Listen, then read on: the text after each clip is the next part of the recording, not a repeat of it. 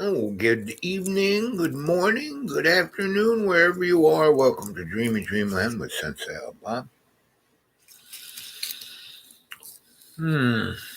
Hershey's Kisses. Ooh, they're so sweet.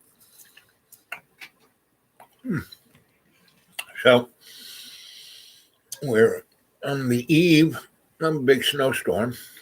And I'm up here on the mountain, the end of the 2 mile long riverbed driveway. And I'm trying to visualize we're right on this line where if it moves a little this way, we'll only get an inch of snow. If it moves this way, we'll get 10 inches of snow. Moves this way, we'll just have a glazing of ice. Move that way, about an inch of ice.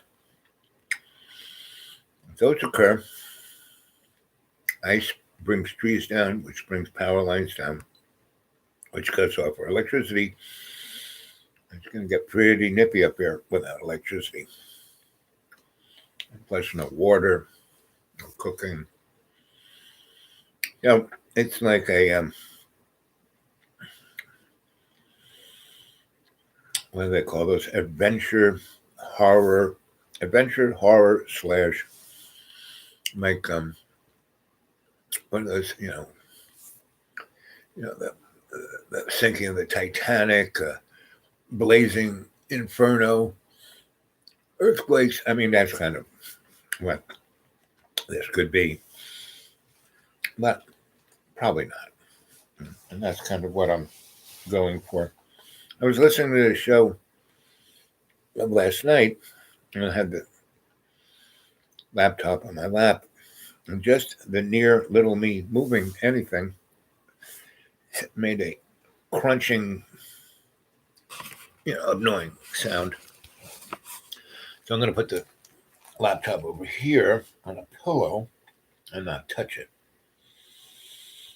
So this is a good view of my little cell. Low ceiling, about 7 foot wide, 10 foot long. So this is like the warmest room in the house because it's compact, small, only one window. I've got a nice thick blankie over it. So good, bad, and evil. So good and bad are very objective terms, right?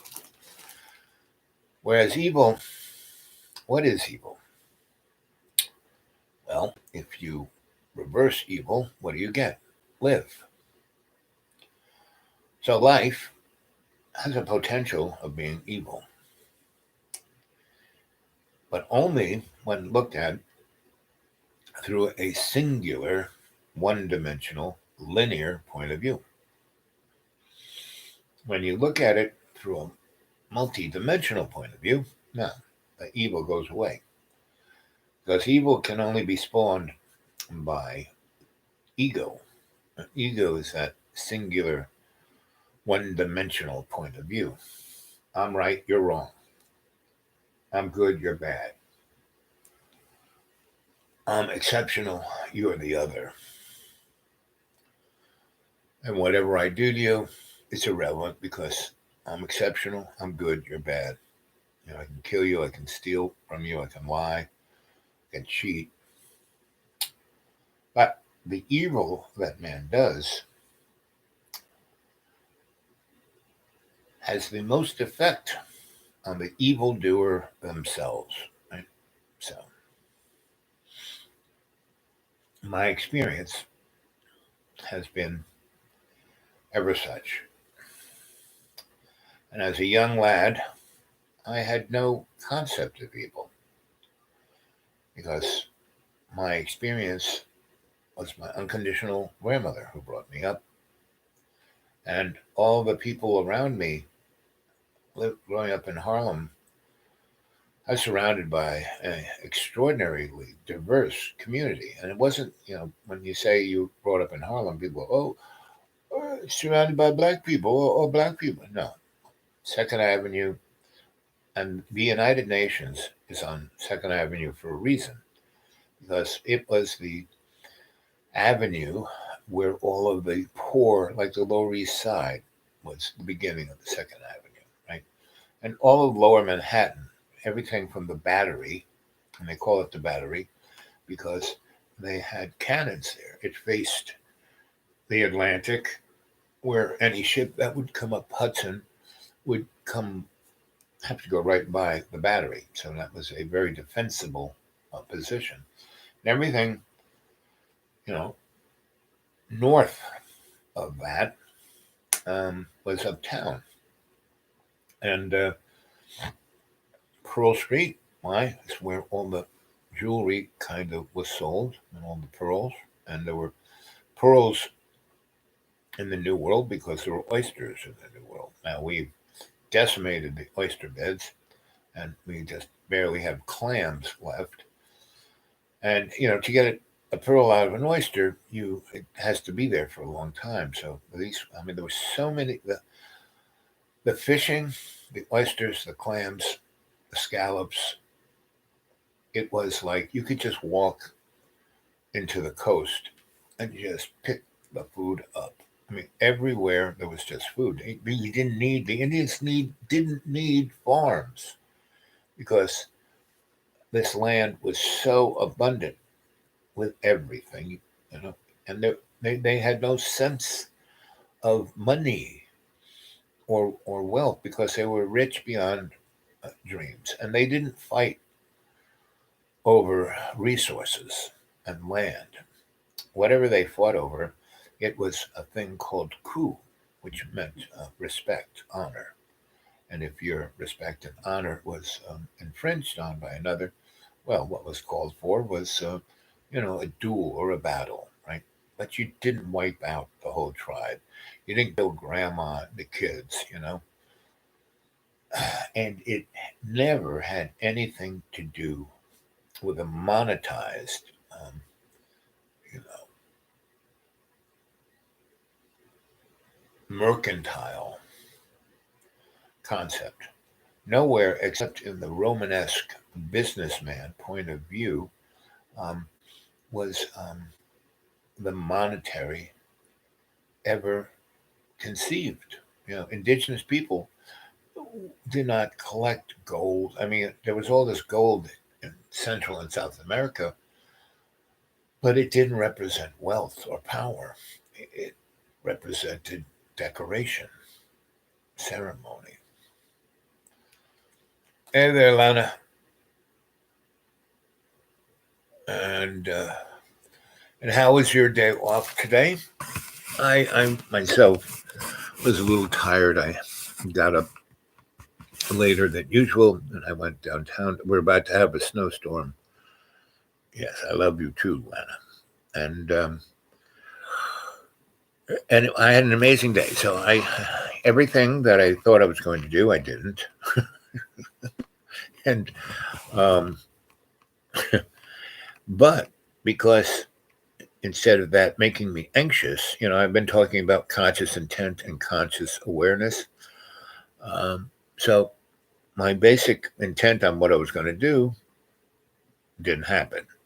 So I went to my conscious awareness of what my 20 is, where I was standing right at that moment, and where I was my 360. So I went to this one, I've come back to Roanoke to basically tie up loose ends, right? So I don't have to come back, meaning John isn't the only person in this town that I have a caring for and a sense of responsibility to and a wish and to help and facilitate a positive outcome. And so one reason I'm staying here is not just to stay warm. I mean, if I wanted to stay warm, I would head to Florida. I have friends down there. But no, I came here to tie up all these loose ends, right? And to see all of my top-notch doctors to get not a final, but again a point of reference of how I'm doing because I'm planning to move forward and do something different. I don't know what it is, but doing this, YouTube channel is part of that. I'm being exposed out into the audience, creating, bringing a cadre together. And from all of this, something is going to germinate and then mature. And what we are right here, right now, we are little.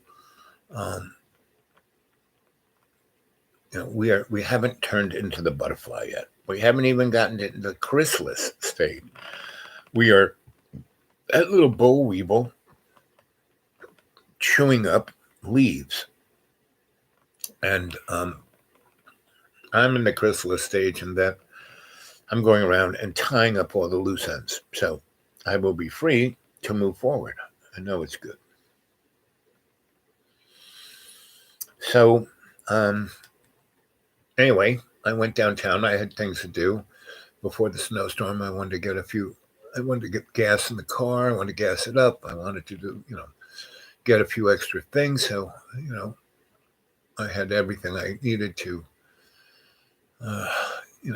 move forward. Anyway, so I went to this, so I haven't been to Roanoke, for 2.5 years, and probably closer to 3. And so there are all these folks who, why aren't you here?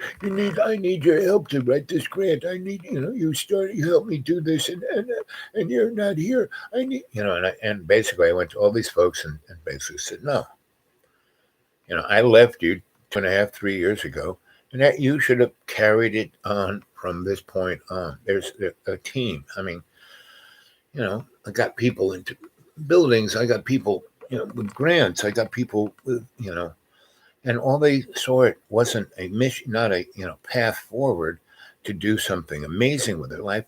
They just saw it as a job, and because I was like the employer who defined what they were supposed to do, and I created these things so these people could then take it on themselves to be the creator, the co-creator, and no one has done this. This whole town is basically not saying that I'm, instrumental in the everything going on in this town. No, but the different things I was involved with, they haven't, and all I did was bring my skill set to them, and because I saw them wanting to do something, and I saw in them a potential, just like I see in you folk, a potential. Isn't it a place where everybody disappeared? Well, that was a different Roanoke. That was a Roanoke that was like in New England, right? And that came from a group, I think, from either Netherlands or England. I think it was the Netherlands. It wasn't the English, and they disappeared, and without a trace, and something paranormal happened to them, right? And the Roanoke, this Roanoke, it was known up until, the latter part of the 19th century as Salt Lick. The name of this town was Salt Lick, not Roanoke. And what happened was this, like most real estate, location. Before the Civil War and then after the Civil War, because the Civil War brought industrialization to a mammoth scale to the United States. And so after the Civil War, everything went into hyperdrive. And so railroads were shot across, from the East Coast to the West Coast. Instead of, taking 30 years, they did it in 2 or 3, right? Anyway, Salt Lick was named Salt Lick because this was a place where there was a salt lick, and all of these cattle that was coming from the West, this was the railhead to take beef to New York and Chicago. And they would have driven them, from the West to here where there was water, a lot of water here, and a big deposit of salt on the surface. And so the cows would come and lick the salt and drink the water and get in fiddle to be able to get on board trains and be taken to Chicago or New York for slaughter. So this place was known as Salt Lick. But after the Civil War, this became the railhead for expansion to the west in a mammoth scale. And so industry exploded, and all kinds of things were going on here. So they couldn't just call this place Salt Lick. So a real estate person, advertising real estate person, was reading a book about, the lost um, uh, place of Roanoke, and he basically said, "Well, we'll call this Roanoke," and it was like rebirth. It came out of from where it went to here it is, and it's like the phoenix, and that's how this got to be known as Roanoke. So the first Roanoke was more like in New England, and it was more like founded by the Dutch rather than English, and but this place for a good 100 years was known as Salt Lick. And then in the 50s, they built a gigantic neon star on top of Mill Mountain, and we became the Star City. So anyway, how I found myself here, I was in Asheville, North Carolina, and before I was in Asheville, I was in Ithaca at Cornell, and I started my career as the itinerant scholar there. Now, I truly started my career as a scholar more when I was 8, when I got beat by that nun, and I ended up spending a year and a half at a Maryknoll sanctuary in Garden City, Long Island, with 20 male scholars and 20 female scholars. And they called it the sanctuary. It wasn't a place where it wasn't a nunnery, or it wasn't a place, a monastery. It was a sanctuary for people to come and be able to have that flow, have that ease where they could expand themselves into the scholars that they were. And each of these individuals was extraordinary because they had a passion for their discipline. I mean, there were physicists, mathematicians, historians, linguists, medical, psychological, you name it, the discipline, it was being represented by one of these 40 people. And they were men and women, and they were in a community together, and they had an oath of celibacy, but that was just sex. They all loved each other, and they lived together, meaning there wasn't like the women were over here. It wasn't like Islam where women are over here and the men are over there, which for Islam works very well because Islamic folk are, and both the Christians and the Muslims aren't going to like it when I say this, but Muslims are Christians on steroids, meaning not the bad part of Christians, not the Holy Roman Empire, but the Christians that Christ was, meaning the whole motif of Islam is the representation of the best of the individual. And the cornerstone of this being their best is the essence of hospitality and grace. And we in Christendom we're not taught that. We don't see that. But I mean, I grew up in New York where there was everybody there. And that's what brought me to Roanoke, because Roanoke is the microcosm of America. Every slice of the pie is here. But in a more, New York, there's 18 million. Here is, about 160,000. So once I started getting a niche in scholardom as a demographer, that looked at trends, that I was a psychosocial cultural forensic anthropologist who could take those different disciplines and bring them together to look at what was going on in the social, economic, environmental, political discourse, right, of the community. And in the business world, that's important data.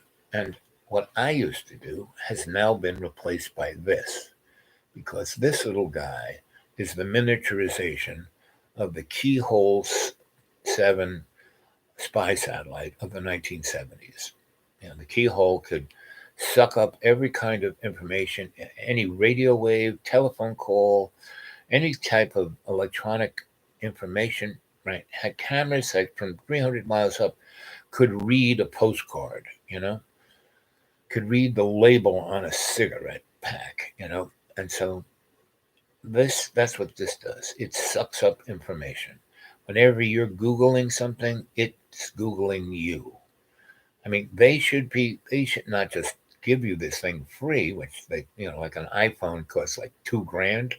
No, they should be giving this to everyone free and paying for the service, because our usage of this creates a database so varied, so thick, so unbelievable that, and this is the, we are teaching AI to rule us by our use of this, right? And what is this? It's convenient, and it siles our belief structures, takes all the things we look at, it figures out what we want to know, and it backs up what we want to know. Not telling us the truth, but just you know creating an illusion of we're right. Now that is, I said good, bad, and evil. That's this thing, right? So when I drive in a car, when I'm not using it, I turn it off. I put it away. That's not near me, right? Instead of like carrying it in my back pocket or strapping it on my head. So I came here in 1998, and I came here because I was at Cornell, and when I was at Cornell is, you go to any national laboratory in the United States, Brookhaven, Fermi Labs, Los Alamos, Sandias, Kirkland Air Force Base, all the ones in Stanford. There are a lot of national laboratories that aren't got the quotes on either side of it, like Sandias or any of those you just named. There are other ones, and those are owned by corporations. And most of the most sensitive data is not in government databases, but corporate, because they can be controlled by proprietorial information.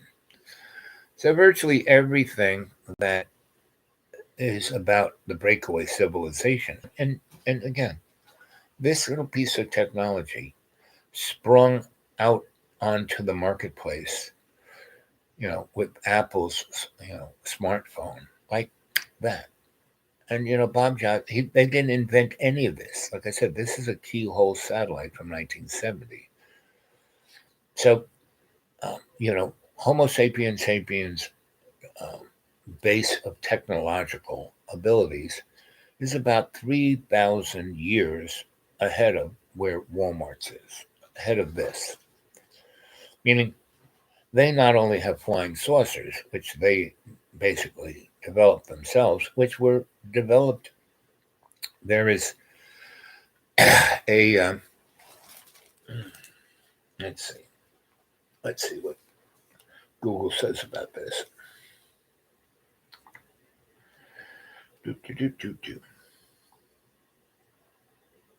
Anti-gravity technology developed in 19th century in California by German technicians. Did you mean anti-gravity technology developed 19th century California by German? Yeah, that's exactly it. List German. Yep, that's exactly what I said. Yep, that's what I said. List of German inventions discovered Wikipedia. People also known science technology, known as exploitation of Germans. The truth of military has been researching anti-gravity, adaptation innovations, gold rush technology, history of technology, STEM, locomotive, and Britannia. Let's see. The Bible is as much fable as fact. Did God create man or did aliens? What about 2000 AD? Star Wars tech, inventions of their, Einstein and peace. Trinity 25 years ago. Let's see. Okay.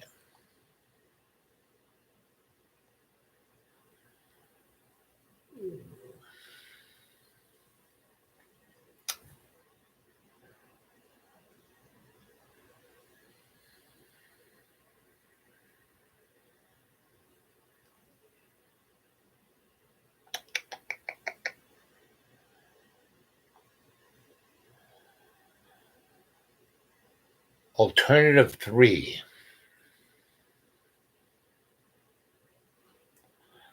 Alternative 3 is a television program broadcast once only in the United Kingdom in 1977, later broadcast. After next ice age began, that's what alternative. I was at a conference at MIT that was sponsored by Council, Foreign Relations, Club of Rome, Trilateral Commission, Bilderbergs, and a number of others, right? And basically, they were recapping there was a similar conference in 1891 in Paris, right? And the Paris Accord that we signed 10 years ago was on the 100th anniversary of the the accord that was created in Paris, because what they saw that was happening was there were earth changes occurring. Just like, and I've been telling you guys that this weekend is, there's things going on above us that haven't happened for 160,000 years. And basically, everything that this planet and the solar system and the galaxy and the universe, they are cycles, not constantly really long ones, really small ones. They're cycles, right? And that's what I've been studying for 50 years. And I've studied them. There is no curriculum per se about this. There is, there are a lot of interesting people in universities who studied this. And most of them belong to what are known as secret societies or mystery schools. And like at the University of North Carolina at Asheville, UNCA, that school is, it used to be it was started to be an herbalist school.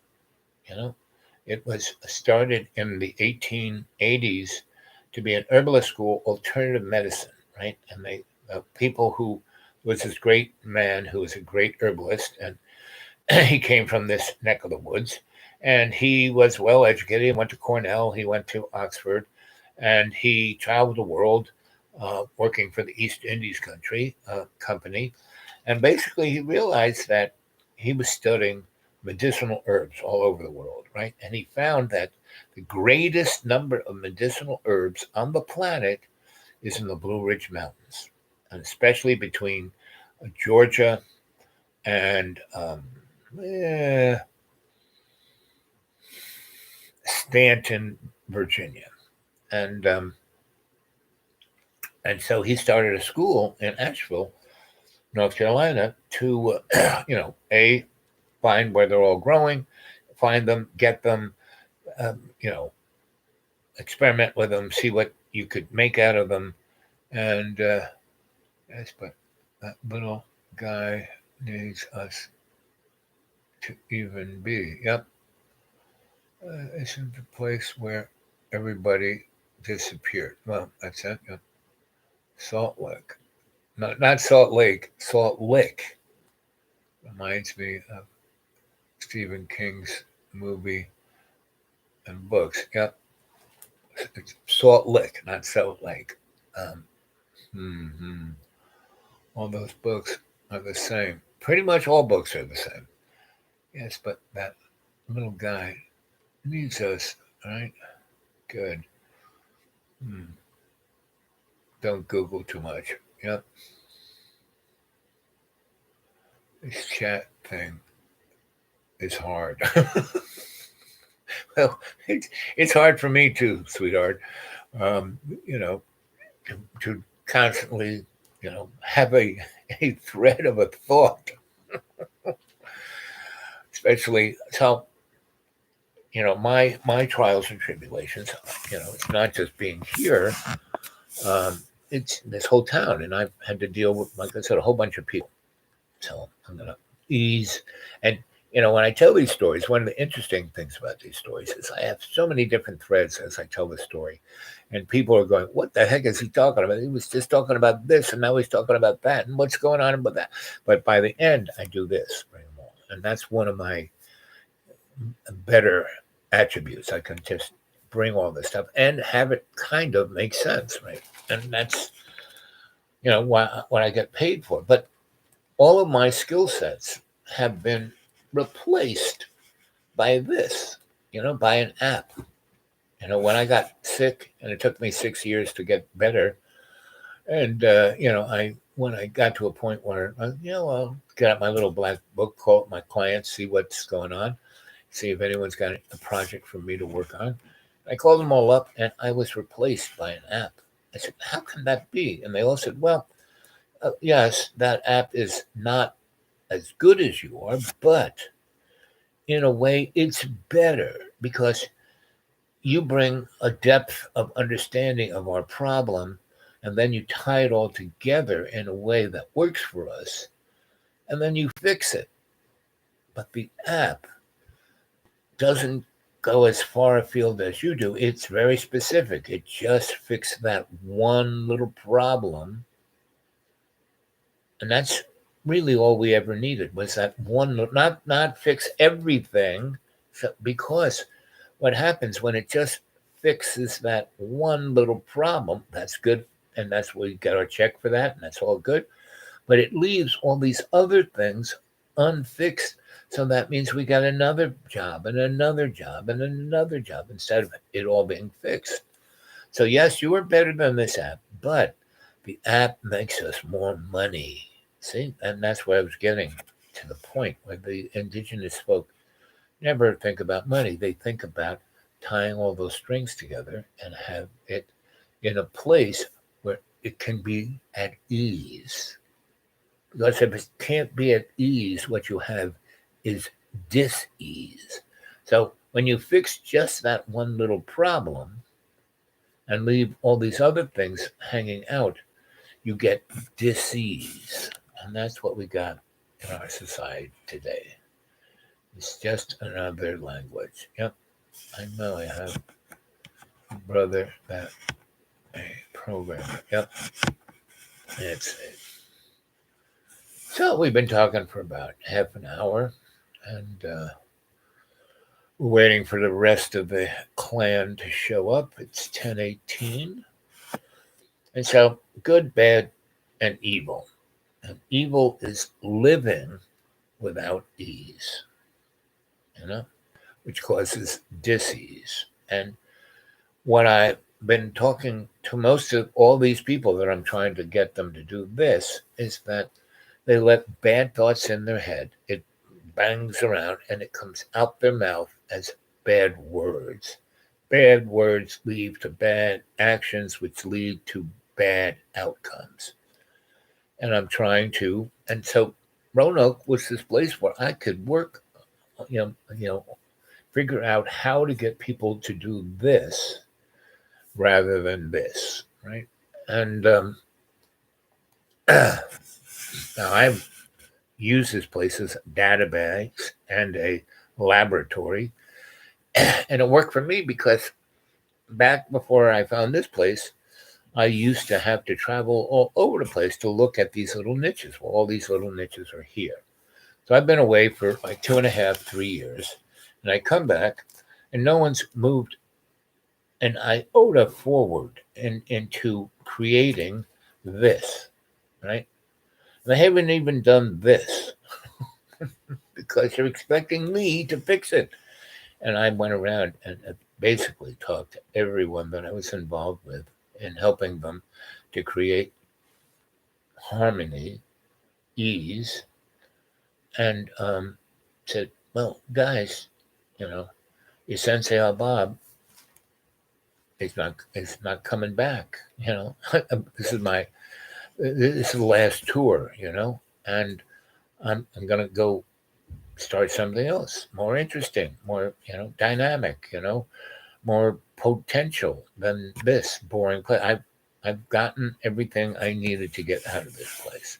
I care for you folk, and I'll come visit maybe, but I am not gonna stick around and do the same thing over and over and over again while you expect a different outcome. You know, sorry. And if you don't want to, you know, heed my advice, that's fine. But I'm not going to stick around and keep trying to figure out a different way to say the same thing so you can do it and move forward. If you don't want to move forward, fine. Hasta la vida, baby. And so today I was, I was going to do a bunch of things that were leading towards that. And I've been thinking about this. And I was talking to someone, and they said, Sensei Al Bob, um, we love your stories. We love everything you do. But there's a modeling, a sadness about you. But even though you're a happy guy, you tell these great stories. You're not like boo-hoo-hooing about yourself, but you have this deeper sadness, right? Well, what it is that I have a real one of my skill sets is empathy. And why I have a deep sadness is because I see everyone suffering due to their own self loathing and their self doubt and their self negativeness and self attack and self poisoning. I mean, no one else is doing it to them.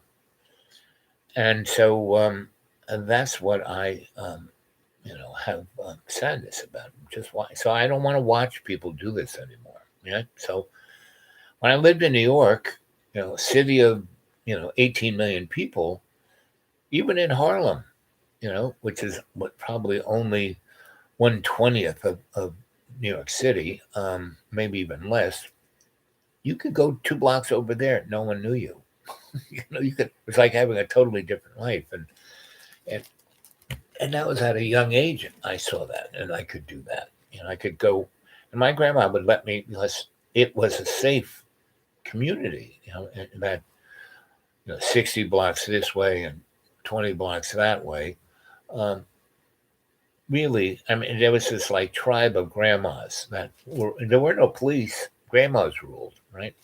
So they were watching everything from their windowsills, from the doorsteps, and so they had it covered.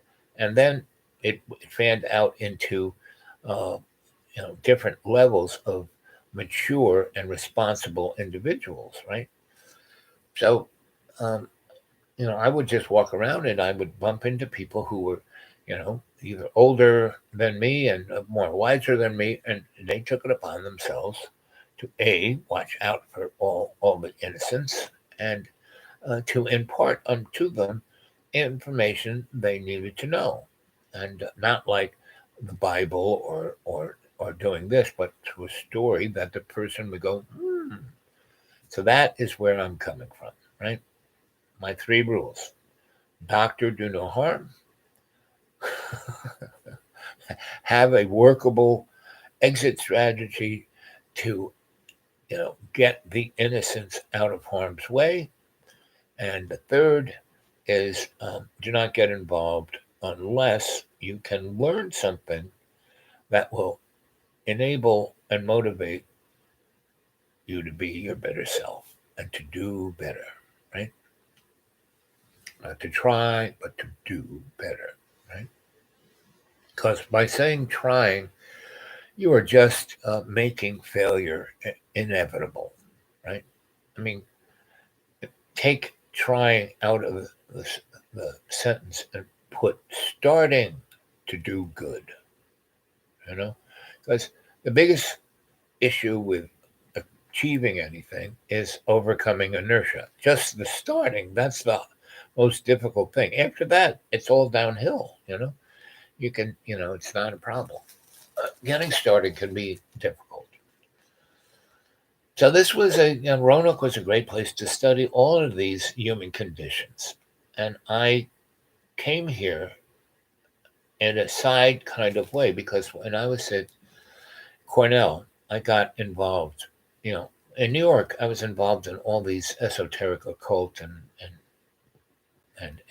mystery school motifs, right? Which basically run the world, right? On some level or another, right? And then there are entities that are action oriented and ones that people see right in their everyday. It's like the Army, the Justice Department, police, FBI, all of those kind of folk. And then there are entities like OSHA and the FCC and the FAA and the NRC who oversee industries and events and disciplines. And they're supposed to be coming from a place of doctor, do no harm, don't get involved unless you get the innocents out of harm's way, and don't get involved in this. But all of those within construct of the crony capitalist system that we have. We do not have capitalism. We had capitalism. Adam Smith capitalism would be a good stepping stone to the next, right? But we don't have that. We have, crony capitalism, and it is a loop. And so when I'm looking here in Roanoke and see all these loops, the canary in the coal mine, our people's saint of truth, that that's a loop, you know, just doing the same thing over and over and over again, causing more and more and more and more misery to the poor individual because they expect a different. I want my family back, but staying here doing nothing and saying I want my family back, not going to do much. Now, if he truly wanted his family back, he would have, when they went to Texas, he would have gone right after them and camped himself out on their front door, right? If he really wanted his family, before they went to Texas, he should have involved himself, in those 4 years after divorce to be there all the time, because, the divorce settlement said that's what should be done, right? And again, that's just a microcosm of the larger picture of the human complaint. And then you look at the entities I work for, the churches I work for, the nonprofits I work for, the city I work for, the police and the security forces I work for. They all were stuck in a loop. They're all stuck in a loop. That's why our social structure is eating itself alive. But the good thing about this is eating itself alive. And so we're no longer just taking the blue pill, sticking our head in the sand. The red pill is like we're starting really, there's no escaping, even though they tried to stick everyone in their own silo by giving us hundreds of different, TV channels and news channels that give us just what we want to believe in instead of a more larger picture that allows us information that can allow us to decide for ourselves. But so um, the universe is saying, fine. It's like the hill here, it didn't really understand human beings, but it understood its feelings. So when people come up here and want to party and drink and do drugs and have illicit sex and do all this, the hill said, fine, I'll double down. Oh, you want to drink? You're an alcoholic now. Oh, you want to do drugs? You're a drug addict now. Oh, sex, now you got AIDS or, chlamydia or, so that's where we are. So this weekend, all of you in the World Wide Web have this opportunity. All you have to do, no ceremonies. You don't have to give up whatever religion you are following at the moment. All you have to do is put yourself in conscious intent, meaning, okay, let's see. A good, let's go grab Bloom's Healing Runes, right? Bloom's, right? And I picked this last night. And if you go on Amazon or the internet or buy a bookstore, if you buy this, it comes with runes that they make, out of clay, right? And they put it in a kiln and fire it up. And so if you buy the whole kit, it's probably about $40. But if you get on Amazon or wherever you buy your books online and they sell a used book, you can buy just this book for maybe $7, maybe even $3, right? And it might have, pages bent over and people have written in it and stuff like that. I always buy used books, especially when I taught and I would get textbooks. They would give me a textbook, brand spanking new, and they'd give me a teacher's aid to teach that textbook, right? And they'd give me another thing full of quizzes and tests I could give my students, right? Well, and I would say, oh, thank you very much. I put the box over there. And then I would go to the bookstore and it'd have brand spanking brand new textbook in a plastic wrapper. Cost $75 or $125 or $300. God knows what they cost now. And I would go over to the place where the used books were, right? And so for like $7, I would get the textbook and someone read and underlined things and made notes on the side and did all that kind of stuff. And when I was a student, I would buy that because I could only afford that. But, in the days before I was the itinerant scholar and they paid me to go to school. Not only did they pay for the education, like to get the degree, but they paid me a salary to go do it. Now that's the way it should be. And the other great thing about doing it that way, I did not have to matriculate like all the other clones, right? I would, when I studied to be a psychotherapist, you get 4 years undergrad and then maybe 2 graduate to get an MSW. Me, first I worked, at a VA, and they sent me off to a ton of schools, right? All kinds, over a 6-year period. I didn't get a single degree because the people I studied were the top of the top of the top. Before here, this guy here wrote the textbook that is being used in the college. Up here is the person who discovered the discipline and wrote papers and things and books, but not textbooks. And then, down the ladder, some guy read a bunch of text, books like from that person, and so instead of reading textbooks that were informed by a guy like Joseph Campbell, I studied with Joseph Campbell. Instead of you know so those are the kinds of people I studied under. Dr. Quigley at the CFR, you know, um, and other very interesting folk. So, and a number of the people I, were mentored and studied under, they were the people who were the, you know, like my electrical background, Grandpa Stoll, first person in the United States to get a master's electrician's license. He was Nikola Tesla's um, bench electrician in the 1890s. Someone's calling.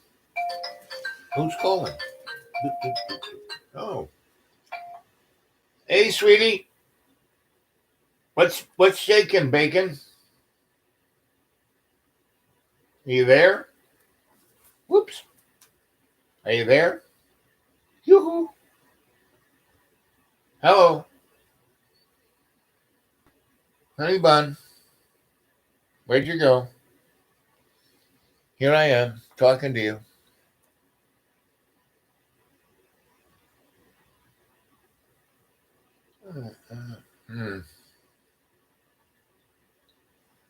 Oh, let's try and call her.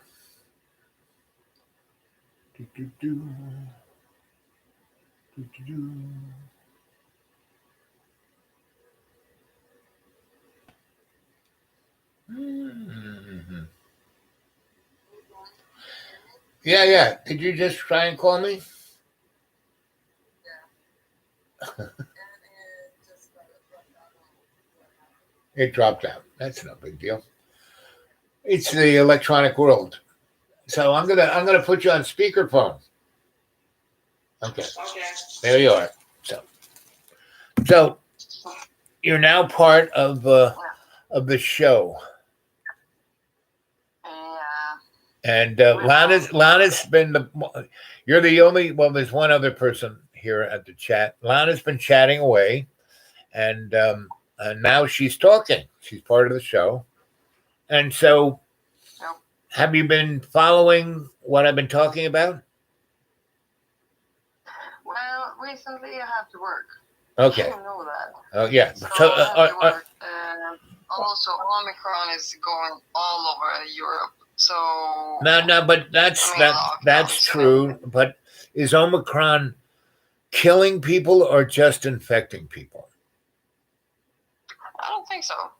I think Omicron is a weak spot. Right. So people just getting the virus is. Yeah, it's like getting a flu or a cold. They feel crappy for a few days, and then they, No, it's not the flu. You know, if you had the flu, like if you live. But this one goes firstly at the body. Get tired. Right. All of your body get tired, and then comes the fever. And it holds for 7 days. Okay. Yeah. So this 7 days. Right. So that's silver lining. But after those 7 days, you feel better, and you're not. Yeah, very people feel better. My brother has it. Right. Everybody that goes out think that that it's over and everything, and they go out again and like, woohoo, I'm gonna party, I'm gonna live. Right. Relax a bit. Just. But once you get sick. Once you get sick, you don't die. You just get sick, and one of the good things about getting sick, it makes you appreciate being well. Every time I used to get sick all the time as a kid until I was 10, and I got really sick and I died, when I came back, I said to myself, I am never getting sick again. And I didn't, right? Until, I went a little haywire in my 60s and lived the hedonist life for 10 years. And, but I didn't get sick. Yes, I went wildly crazy. So I didn't get sick per se. I got obese and died of obesity. And when I got obese, I just I didn't get a little obese.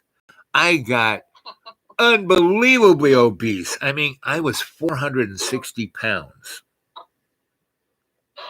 Can you just translate that to, honestly, please, for PM, AM, pounds, and everything? Oh. I don't want to Google it every time. Okay. I'm never, ever going to get it. Okay, so, PM. Well, 460 pounds is like, it's like half the weight of a car. A car weighs a ton? Yeah. So, I was like almost half of that. Or maybe a third of a ton. Now that's obese. Do something. I go for I go. Yes, exactly.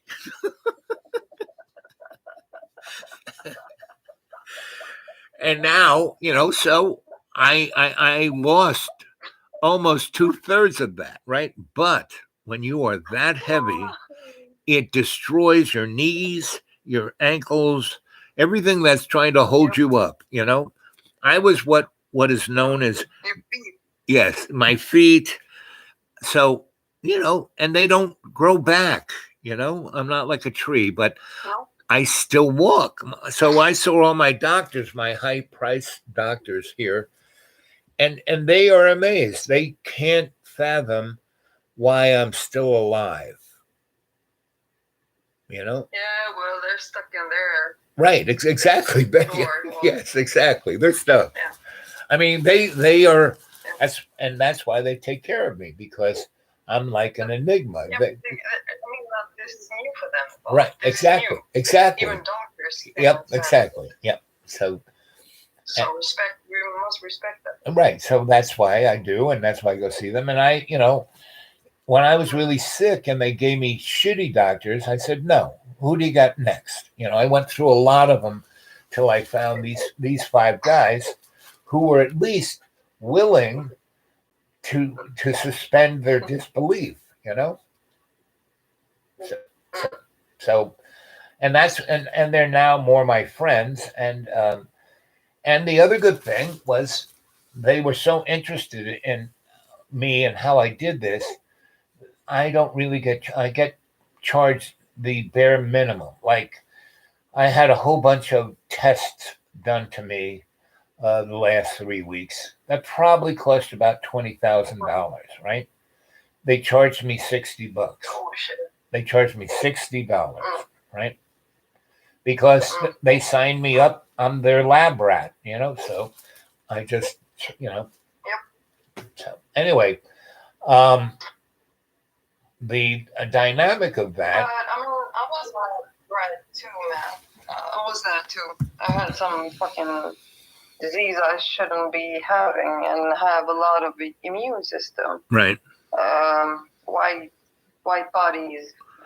White. Yeah, your white cells. Yeah, your white cells. Your white cells. Yeah, your white cells. The white cells. Right. The immune system. Right. I have a lot of it. Yeah. A lot.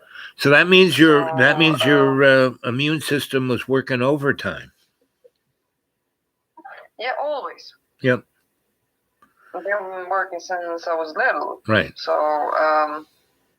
but the thing is, but I also gave blood a lot. Right.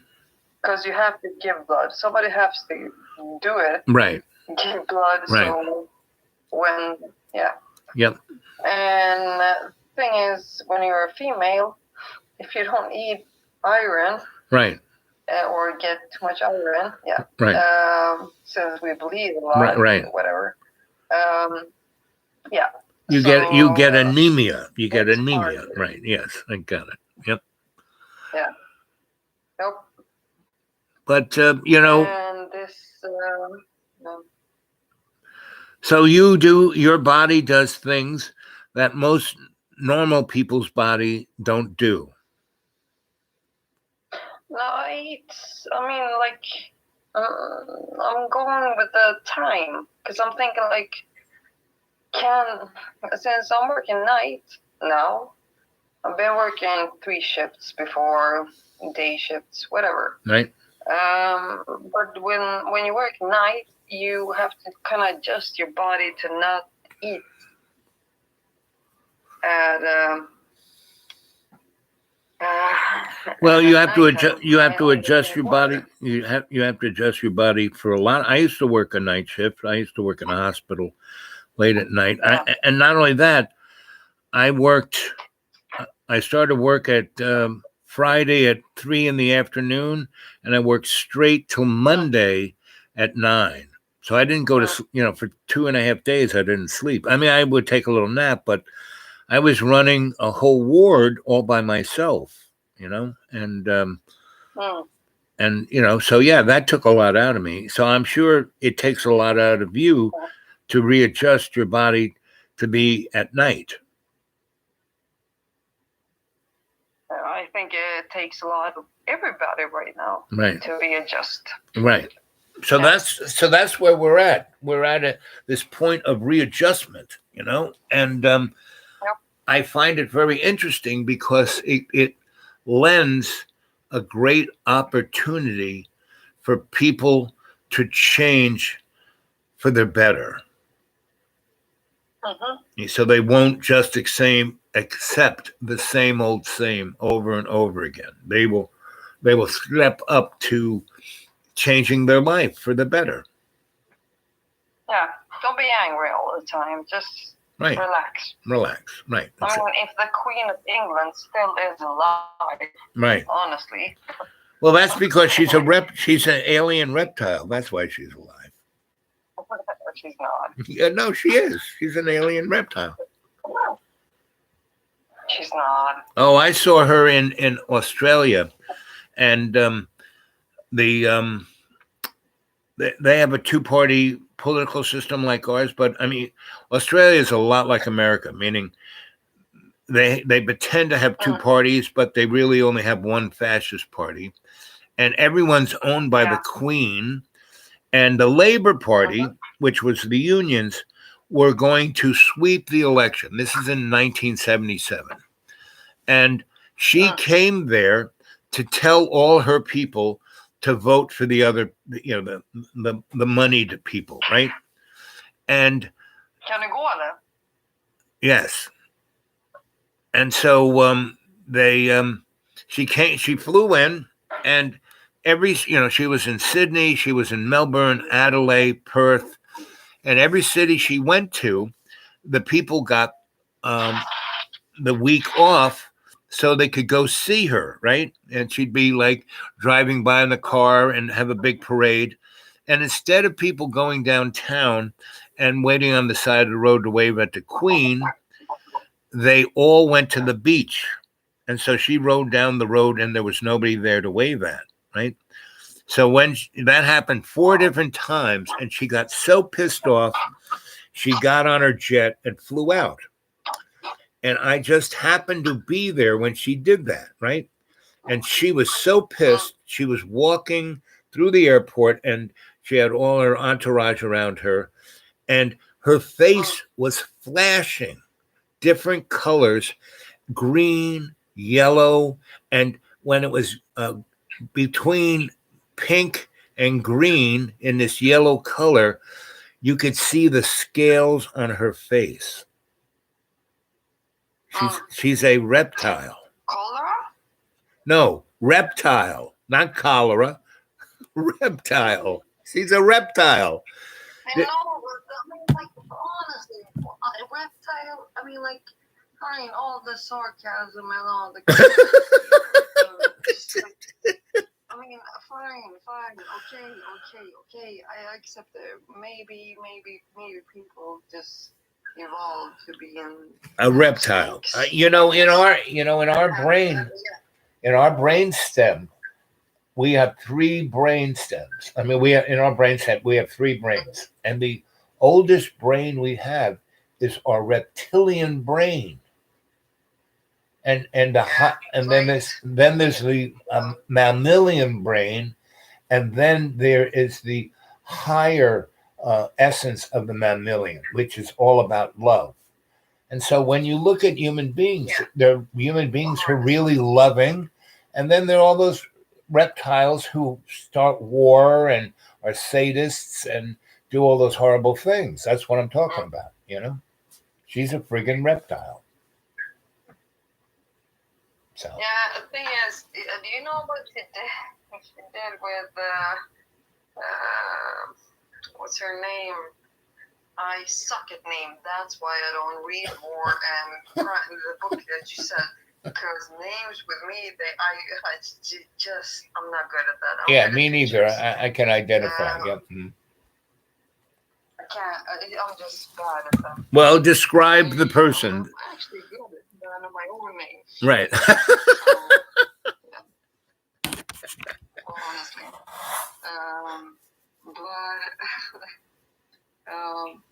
But about the queen and everything, the Meghan and the princess. I mean, some things it's shifty. It's always been shifty. It's always been shifty. Yep. Yep. Come on.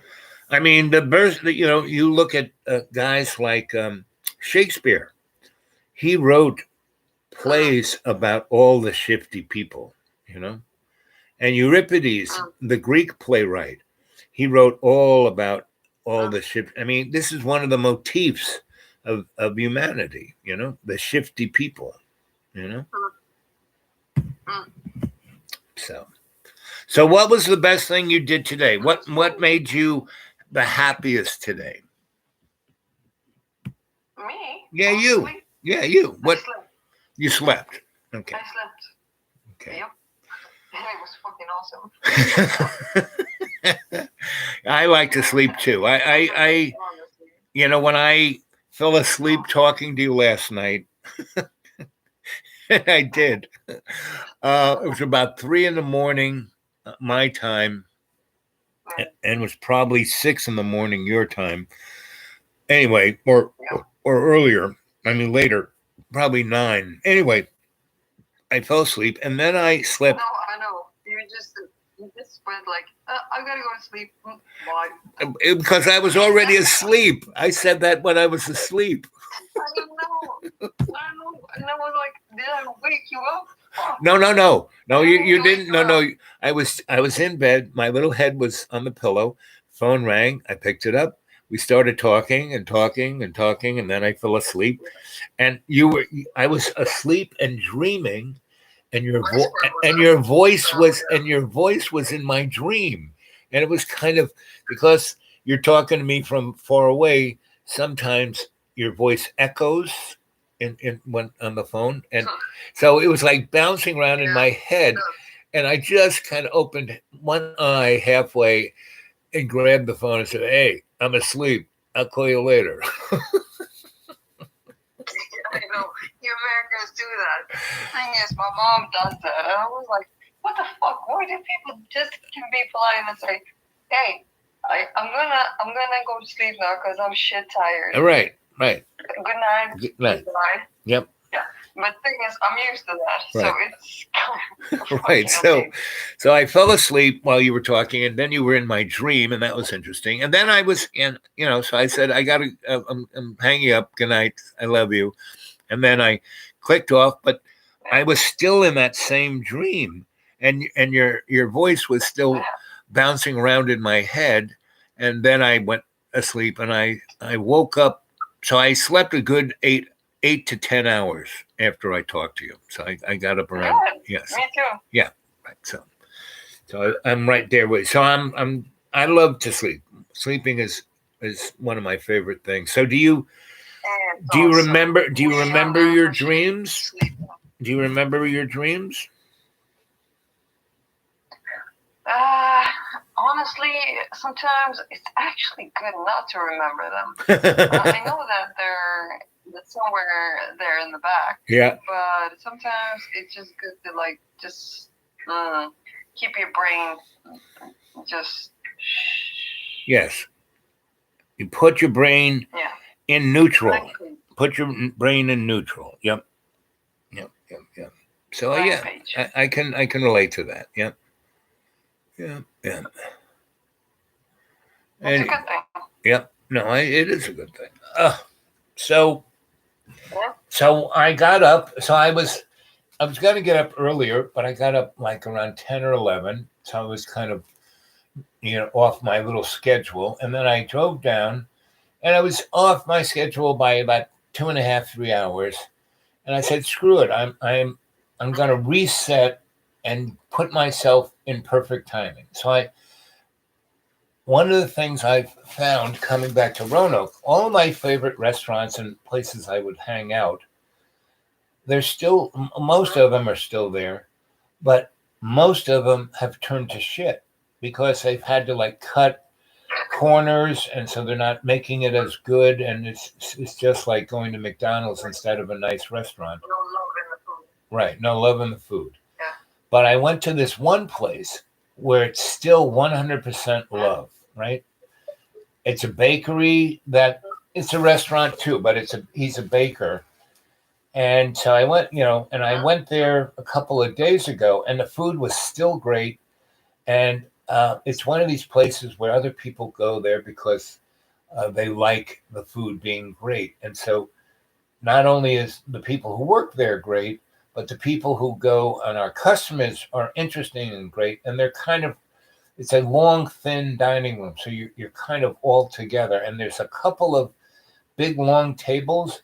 So instead of, you get to eat with about 5 or 6 people you don't know, but you then get to know them. Right? So that's one of the nice, interesting things about. So anyway, I went there and today, and he makes the greatest croissants. I mean, really, just think of the greatest. No.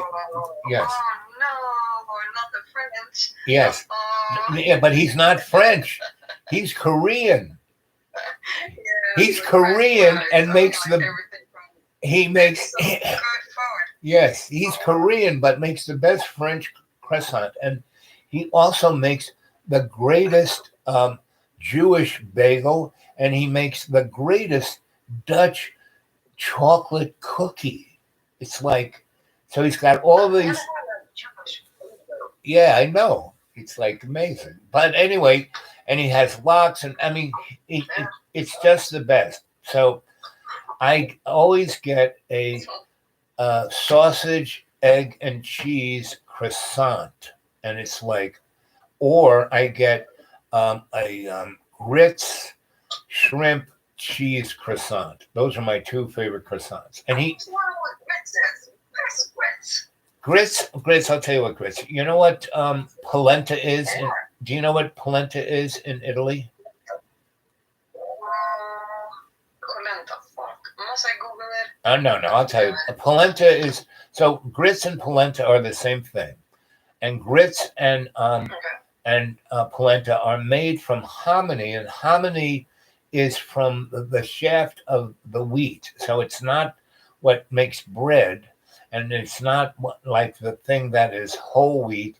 It's this other thing that's a little bit lighter, and it's a smaller part of the grain. So it's not like oats, but it's this little smaller thing, and you boil it up, and it's like oatmeal but lighter, and it tastes richer. It's a richer taste. Right. So it's a richer taste. So you could imagine a wheat-based butter. Yeah, I think we have that. Right. Everyone does. Yes. Everyone does. Like I said, the Italians call it polenta, and they make it in a different way, but it's the same stuff. And grits are just, instead of using it as the base to make something else like the Italians do, it's just it by itself. But it has this amazing ability. It has a nice, rich kind of taste, but whatever you put with it, it absorbs it. So if you have cheese and shrimp, oh my God, it's this richness of shrimp, right? And then you put that between a crisp croissant. It's out of this world. So anyway, that's what I had. So that's what I had for breakfast. I had one of each: a sausage, egg, and cheese croissant, and a shrimp cheese grits croissant. Anyway, I was happy, and I ordered that, and he makes the best potatoes, the best, and he has the best coffee. So I go in there, I say hi, we talk a little bit. He knows exactly what I want, and he fills a big mug with coffee and gives me one of his chocolate chip cookies. So while he's making those croissants, I am just nibbling on the chocolate chip cookie, right? And so I was in seventh heaven. I had my little laptop out, and I was working on my new novel called Ear Hair, and so I think you should do a book in the mind of Bob. the mind of God. Well, all of my novels are about the mind of God. They're all. No, Bob. No, not God. Bob. Oh well, Bob is God. You haven't figured that out yet. Yes, that Bob is God. It's because I don't like using the word God because Not me either.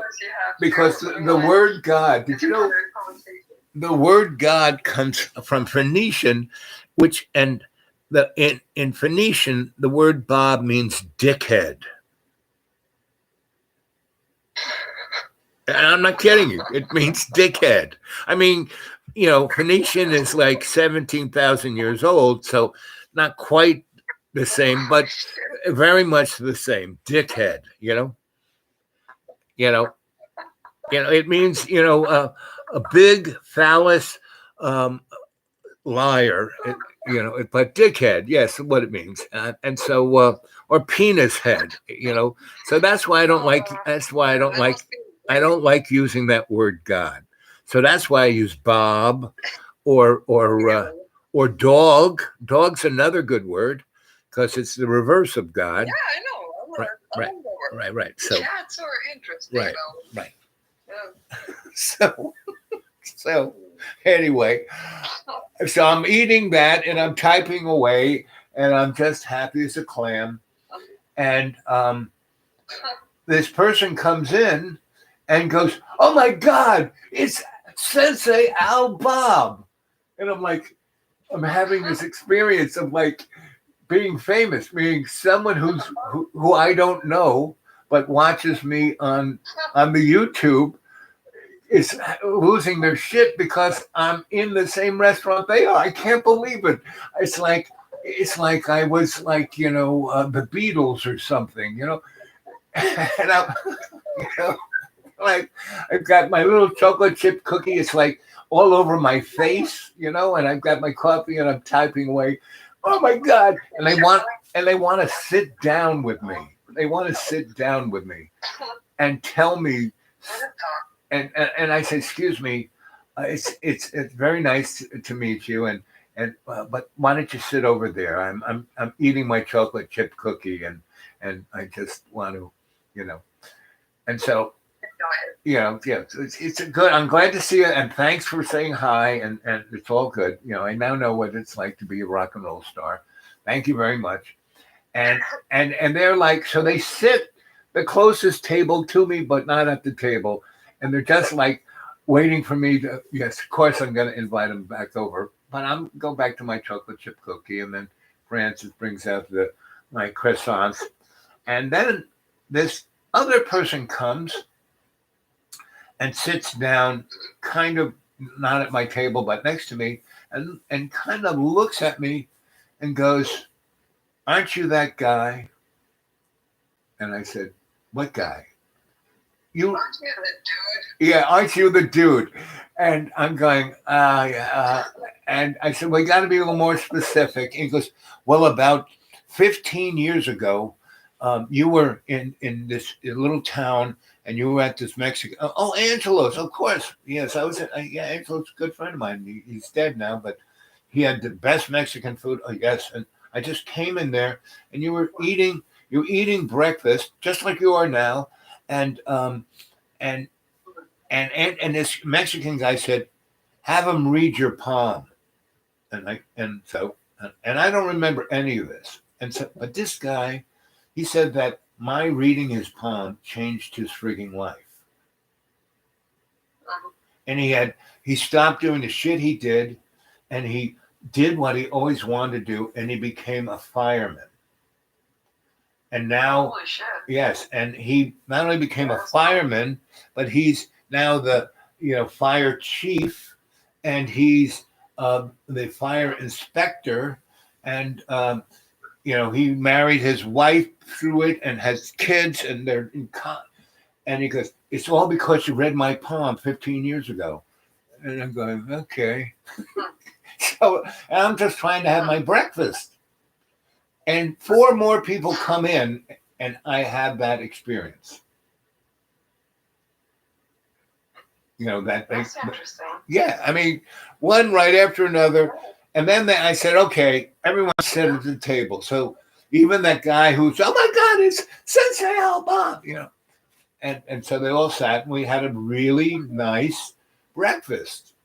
It was quite interesting. So that was my morning. Sounds like a family game dinner. Yep. And kind of every day is not quite that amazing, but so Love them when they come. It's also. yes, exactly. And it wasn't like, beans. it wasn't obnoxious or bothering. I mean, when the guy screamed, my God, it's Sensei Alba. I mean, I just kind of went, what?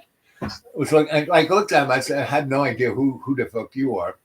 But the other guy who I read his palm and he became a fire chief, that was kind of cool. And the other 2, I did kind of know them. I did kind of remember them. And you were just talking about not remembering names. It's kind of very similar to that. Then I went from that and I did a few other things, and I went to the supermarket, and it was like end of times. Everyone's like going after, and John is giving me, I have to go get cat food and this and that. And anyway, so I'm looking at, and the shelves are bare. And I go over, and there's like 10 cans of cat food. It's like, wait. Can't feed themselves. Yes. I mean, cat are predators. Yes. Are you kidding me? No, right. And they can fucking feed themselves. It's not a dog. And the cats here they love it because there's so many voles and mice. So they're fat. I mean, they are fat. They are like, they are fat. So anyway, yeah, they're not looking for cat food. Right. So John is, anyway, so I'm at the supermarket, and I asked this one person, where's this? Where's the cat food? And the guy goes, I don't know. And I asked another person, where's the cat food? Oh, it's aisle 3. Well, aisle 3, it was like women's sanitary supplies. I can't believe how many tampons it was a whole aisle, 7 shelves of tampons. It was like, I know. I'm thinking of myself. It's so much. It's like, holy shit. it's all the same crap. I mean, why do you need 500 different, Anyway, I'm looking at, and I'm going to myself, well, this ain't cat food, Anyway, this guy comes by and goes, sir, can I help you? And I said, oh yeah, I'm looking for this, and this. He says, just follow me. And I follow him, and he works there, right? At the supermarket. And as he's going down, he's straightening this, he's picking things up off the floor. He is the most amazing employee of this place, right? And we go around, we get this thing that I want, this thing it would have taken me years to find that shit. He knew exactly what everything was. where all the other employees, even the guy who was in charge of the fucking vegetable place, had no idea where. I said, "Where are your bitter vegetables?" And he had no idea what the fuck I was talking about. You know, I was talking about spinach and endive and collards. Right, right. Right. And he's the head of the fucking vegetable department and had no idea what the fuck I was talking about. But this one guy knew where all that shit was. And he's cleaning things up and he's moving things on the shelf and he's helping other people as we walk through the place, right? And we get to a certain point. I go, wait a minute, come here. Let me read your palm. And I read his palm, and this guy is like Jesus Christ. You know, he is like, whoa. And I tell him everything about himself, and he goes, well, that's quite amazing. You kind of hit the nail on the head. And I said, and you've got so many kids, and you're this, and you're that. And he goes, and I said, right now, today, this weekend, if you do this, your life will change. Now, I've been telling everyone, you know, on the show, everyone I see, I've been telling them, you know, all you got to do is breathe deep, you know, be conscious intent on what you want, be conscious aware of where you are, and your life will change completely. This guy. Also, yes. Also, Bob, don't forget. Yes. Don't forget. It's not. You must do nothing. The only thing we must do is actually, without. I mean, like saying this is probably gonna destroy some people. I don't know. But the only thing we have a guarantee of is we're gonna die. We're gonna die. That's the only thing we got. Time Right. is the essence. Right. Right. Exactly. And that's basically. And that's what that's what my little whole thing is about. I'm telling that it's up to you to do what you want with your life. Don't let anything get in your way. You know, don't let any stupid rule, law, or parental blah, blah, blah. Just, you know, no. Yeah. Right. So anyway, that's my basic message. Right. And this guy got it 100 frigging, you know, it was like unfrigging believable. And so my whole day was like that, right? And then I go to the gas station and I because my main thing was I wanted to fill my car up with gas because we're gonna have a big snowstorm and I was like on fumes.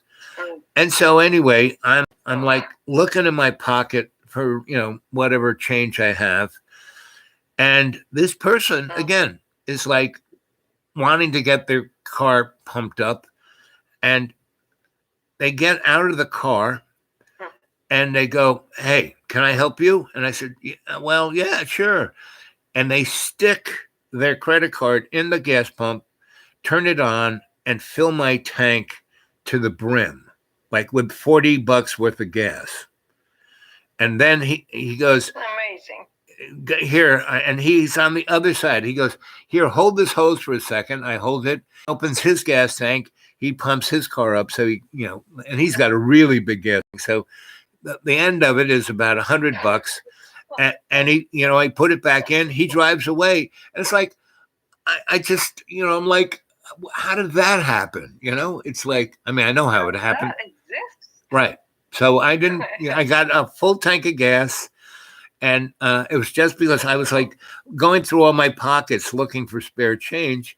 And the guy pulls up just on the other side of the pump. He's looking at me. He goes, you know, here, let me help you with that. And so today was quite the amazing day, you know? Yeah. Yeah. A good day. Yeah, good day. It's a good day. And most days, they're not quite as amazing, but virtually every day is a good day. Even ones that things fuck up. Because instead of me getting anxious, I slow down and I look at why things fucked up and I'll learn something.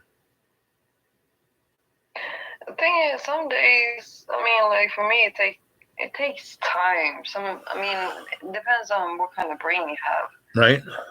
Some people like to analyze a lot, and I've noticed, like, Facebook, for example, I just took that shit off. I've done that before because I just didn't understand why do I have Facebook? I don't give a shit about it. It's just, I don't want to say stupid, but because it's not for some people. Some people actually need it, so I understand it. But for me, it's just nonsense. You know what it Right is? now. It's they It's don't need it. nonsense. What Facebook is, why it is so popular, it is convenient. And convenience, Well, people don't tell the truth. but convenience is like an addiction. And that's what Facebook is, an addiction. I really don't get it. I never get it. I mean, like, when people, like, over their lives and shit, I'm like, how can it be so good? I hear all the bad. So somebody's bullshitting somewhere. Right. I mean, it must be somewhere. Well, and Yeah, that's the other so, thing I mean, about, that's the other thing about Facebook. There's something about YouTube that it has a YouTube cannot be stopped. That's the problem. For YouTube, I mean, it cannot be stopped. right. So that's, but there's a essence about YouTube because a lot of people send me stuff. I have a big stream, so I look at a lot of things. I mean, that's kind of one of my things is to try and get the picture of what's going on.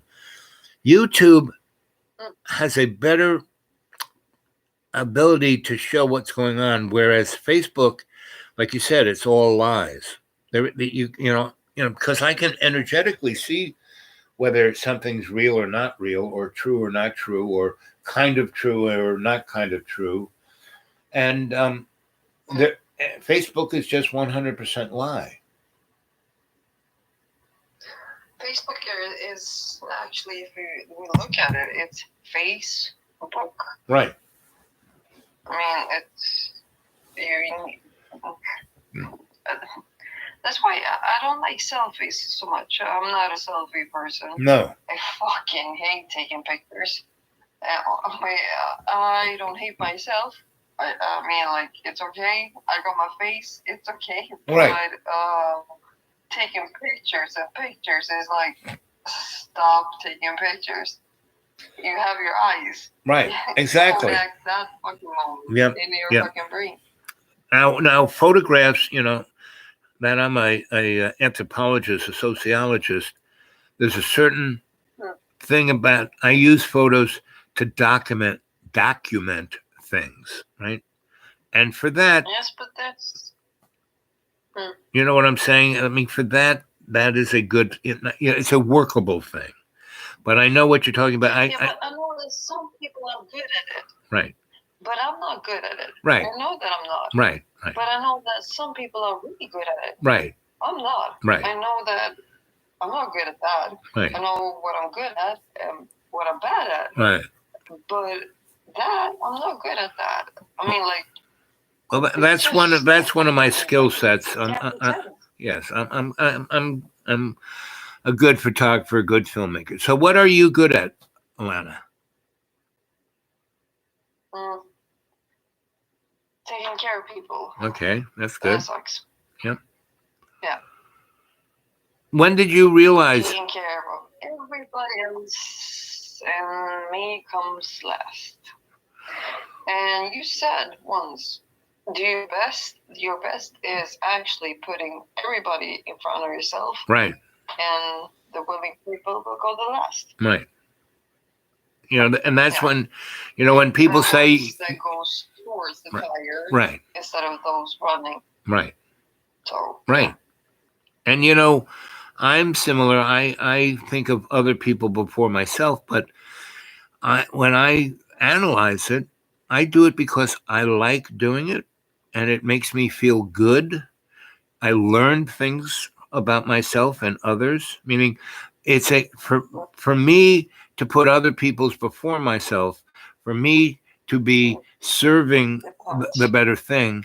It's a win-win. It's like there's nothing. I don't find anything on the downside for me about it. There isn't a single downside thing about it. And if more people were to realize Yeah, that, just you know, the world Yeah. would be a I just fine don't place. understand why people. I mean, people. I know that everybody feels the same. I mean, okay, fine if you have diseases and shit, and life is complicated. You know that. I mean, that is life. It's supposed to be complicated, but it's also simple. So I mean, like, it's both ways. Well, the complicated So, thing is it enable if things weren't complicated, you wouldn't learn anything. Mm. You kind of need to be challenged to learn. Exactly. Right. You So can that's get pushed right. into that fucking sea to learn to swim. Right. Because otherwise everyone would just be a couch potato. Yep. Yep. So that's kind of it.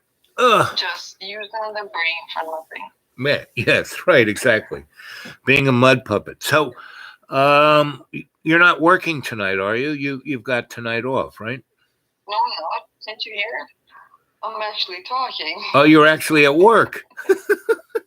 No, I'm free. Oh, you're free. Okay, gotcha. Okay, gotcha. Free as a bird. Free as a bird. Well, that's good. That's good. Yeah. So what did you? So you slept in. You got up late. What did you? What exciting thing did you do? Right. I'll tell you. Yep. If you want to know. Yeah, of course. So. Huh? Yes, I do want to know what you did. Like, what? Like, Okay. first off, what I want to know: Right. are you in a urban or rural place? Urban or rural? Are you in a city or out in the country? Rural means A country. What?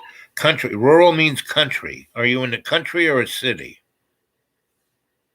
Well, of course I'm on Earth. I mean.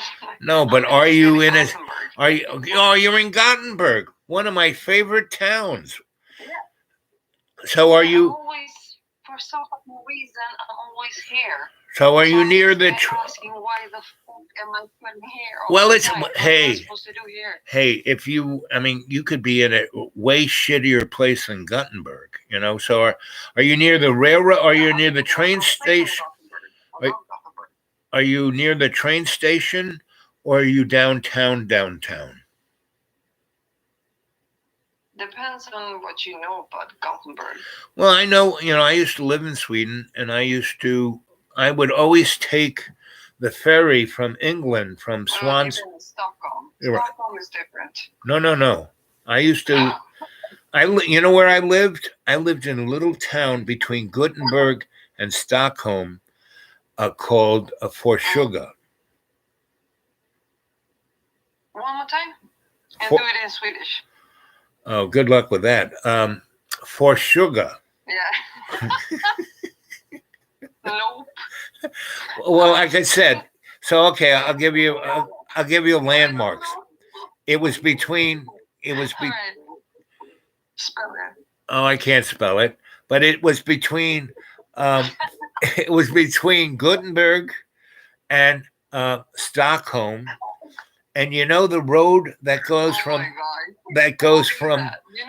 You know that Sweden is like California. I know. California is like as large as Sweden. Yes, You can't exactly. just say it's between that and that place. Right. It's like I have to search like in my brain. No, but I'm going to give you another landmark. This is a good one. So the road. Okay. The road that goes across Sweden, that goes from Norway to Finland, and it's like right in the E4 or E20. and it's right in the middle of Sweden. And there's this road that goes from Norway to Finland. Jönköping? Yes. Yes. So All right, that's where my brother lives. okay, so that's where That's that was. actually a lot of things. Yes, exactly. That was my little town that I lived in Sweden, but it was just my base of operations because that was where I traveled all over the place from. But when I would go back to some place, that's there or With London. the big lake? Yes, Yeah. but it was All in, right. Now but with you. okay, All right. but I was in the town, not on the lake per se, but I was in the town, right?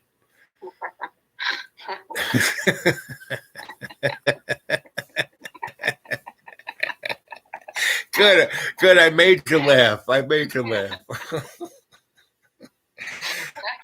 I'm sorry. Keep going. So this was such a strange. That's a very strange place because not only are Swedes there, there are a lot of Norwegians and Finnish people who kind of cruise through that neck of the woods, and I would always be Yeah. amazed how different Norwegians and Swedish and Finnish are. Like the Finnish, I always thought were totally insane, but in a good way, like very happy, just singing and, just doing things you never expect them to do. Whereas Swedes, they were oppressed by their not misery, disappointment. I mean, they got a great fucking life. It's like I couldn't believe why everyone was so kind of dour and disappointed and sweet. I mean, they had a great fucking life. Good job, good house. They're eating square. Yes, a bottle of beer might cost $30 because it's taxed up the kazoo. And the thing is with Sweden, no. The thing is, Bob. Yeah. Bob, I have to honestly, I have to Sweden. When I came to this country, I was like 3 years. Yeah, 89. Right. So I have to defend Sweden because Sweden honestly is a good country. Did I say it was a bad country? I didn't say it was a bad country. I said it was a great country. It's a great country. Right. I'm not done. Okay, I keep didn't going. say it's a Keep- bad- I didn't right. say that. Keep going. No, the thing is, when I was in New York, Right. and I went to these comedy shows, and they were like, "Hey, where are you from?" And I'm like, "Sweden." Oh, polar bears and what the fuck was it? Porn, blonde, something. Right. And then I just felt like, shut the fuck up. Don't talk like that about Sweden. I will protect this country with everything I have. And so, I mean, you have to appreciate what you actually are given. Right. And this country gave me life. Right. So for some reason, I'm here. Right. For some reason, you're there. Right. For some reason, Lynn is over there. Yeah. I don't know. I like Lynn. But the thing is about Sweden is just like they had. You have to understand, from the World War I, II, and the last war, Right. the big war. Yep.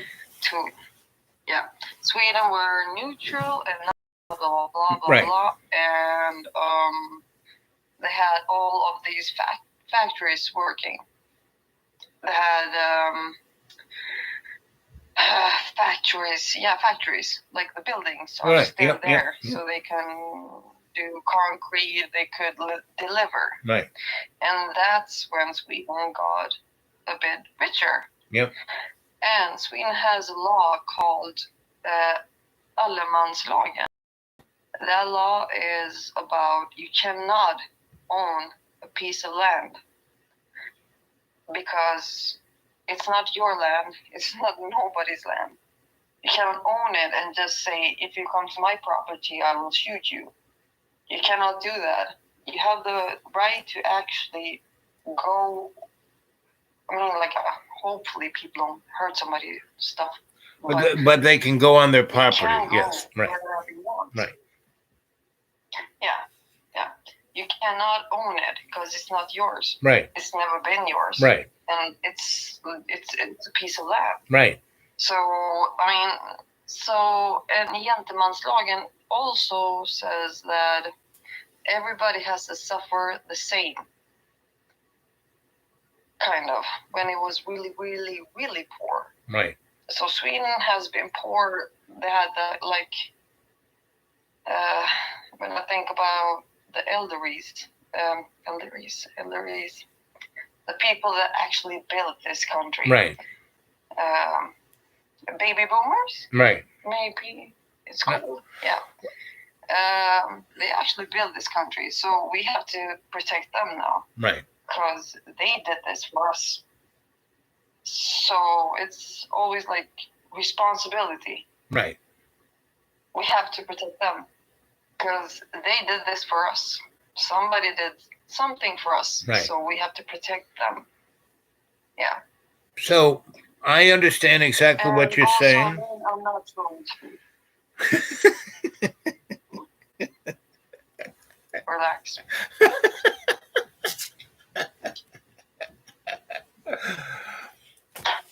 Keep going.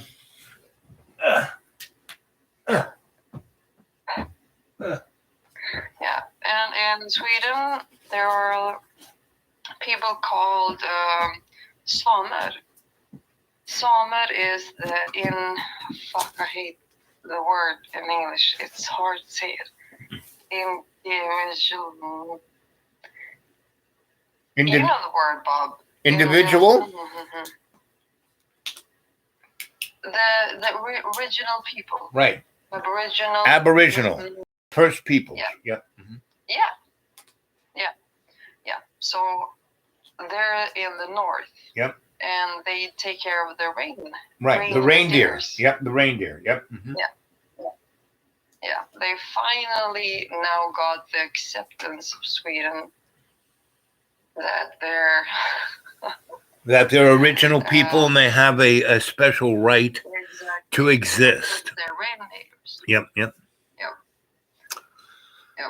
It's Sweden is a very they do things like that, but at the same I lived in Sweden, and the birch tree is like a sacred tree in Sweden, right?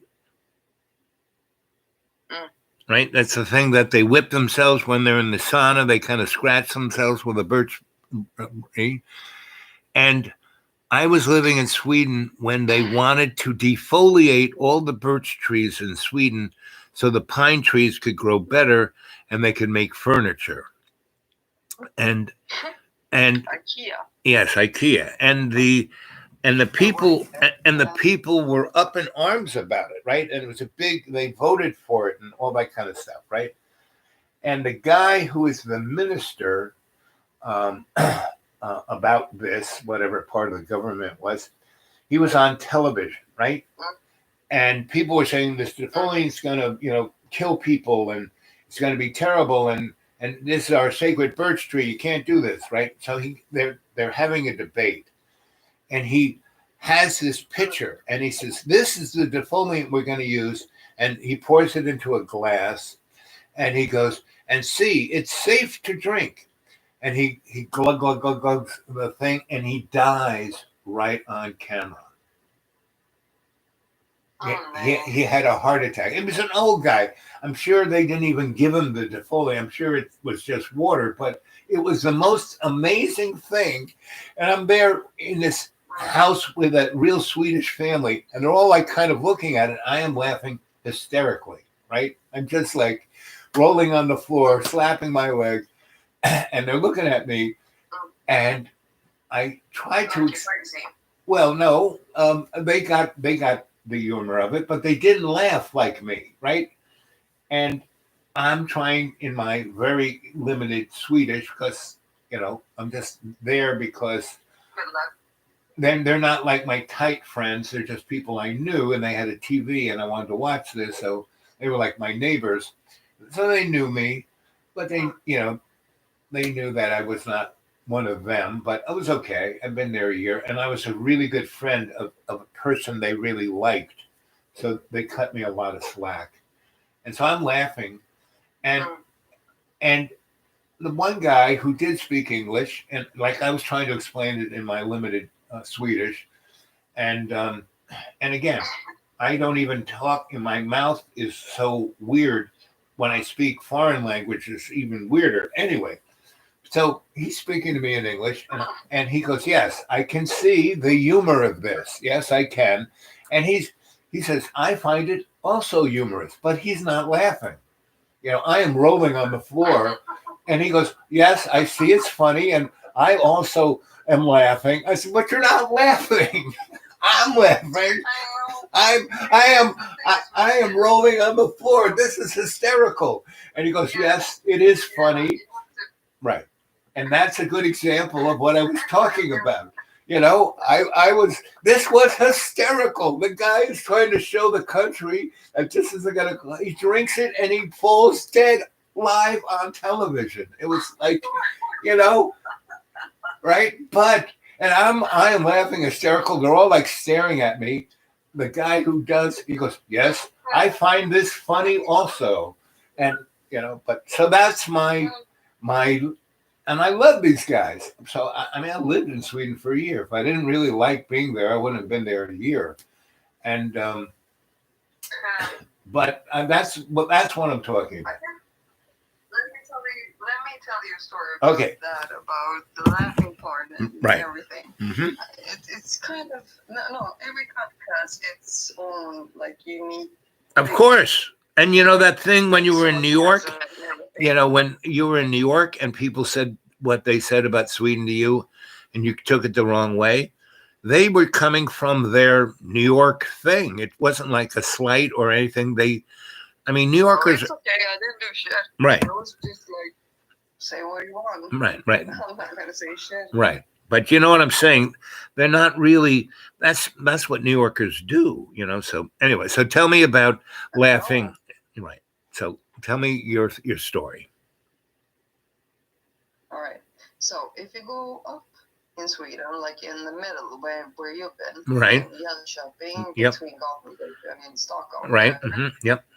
So if you go up in northern Sweden, Mm-hmm. they don't laugh. They don't have as much police. They have a lot of forest. Right. And also, you have to remember one thing. They do one stuff. And when you're from the south of Sweden, Mm-hmm. you talk a lot. It's more social. Right. And in north, it's not, because people live a lot of miles from each other. Yeah, they So live by they themselves. know Yeah. Exactly. So they know that if I break my arm, the ambulance is over there, and it's, I don't know, miles and kilometers. It's Right. confusing for me, but it's a lot. So, Well, you can. I know meters. I know the metric system. So go for yeah, it. I don't. I still can't. What? You grew up in Sweden? You don't know the metric system? Oh no, I know kilos and stuff, but I just don't understand pounds and Right. why the fuck would. Can we just drive on the right side of the road and everybody do the same Right. thing? Well, why not? I that would work. Yes. Yes. Tesla? So keep going with your story. Keep going with your story. So your kilometers. Yep. Right. Yeah. Okay. So when a Swede in the north looks at you in the eyes, Right. especially the men, Right. and the women has to be tougher, I guess.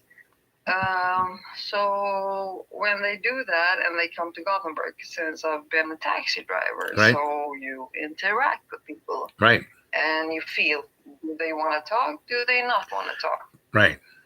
Right? You have to feel that. So anyway, I was so tired, and when I'm tired, I talk a lot, and I just drop that job duty thing, and I have to go take them to Liseberg.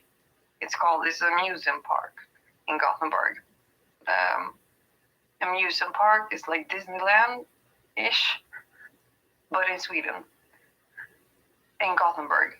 So I was taking them from the village to the park, and they were from the north of Sweden. And I was thinking, I hope I'm not the only Gothenburger you met, because I'm so tired, and I know I talk a lot, and But the thing they do is that means I get it, Right. and they blink with their eyes. Yep. It means I get it. Yep. So it's not talking; it's more animal. Yes, more organic. And you know that the breath thing, I got that too. You know, I like I said, I was there a year. I went up north. I heard people go, they take that big breath in, and that means they're listening to you and understanding what you're saying. Mm-hmm. Yep. And when they blink with eyes, that means something too. Right. I mean, I had an Alaskan Husky, and that dog did not talk at all. I had to just listen to the body language. So I learned 10 years how to talk with a dog Mm-hmm. that doesn't talk. But he talked more than me, so I mean, like, yeah. So was your husky dog an alpha, or was he a musher? He was the only one of the litter Right. that came forward and was a male. Right. Yeah. So- And he was half Alaskan Husky and half something called Jämthund. It's part of Sweden where they chase. Yes. That dog breed is more, it's not the Malamute, which is more closer to the wolf. Right. But Jämthund, it's called Jämthund. So aren't the Unsun, aren't they like cow dogs? Aren't they like protector dogs? They are. Yes. They are more like. It's ironic because I talk a lot, Mhm. and I had a dog that doesn't talk. Right. So yeah. Yep. And we found each other. So all right, okay. So I got him by just looking at him, and Is he there with you now, he or taught me something. is he there with you now? Hmm? Is he still with you? No, he died. He died. Yeah. How long did he He live? died. 10 years. 10 years. Okay. Yeah. 10 years. Yeah, I'm a dog boy. But yeah. Are you a dog girl? You know what? Are you a dog girl? Yeah. Yeah. I'm such a fucking dog. Yeah. I'm a dog. I mean, even cats can be dog, and I can see that. Oh yeah. Oh yeah. Because now I'm Oh, yeah. familiar with cats. Oh yeah. Yeah. And they're awesome too. Right.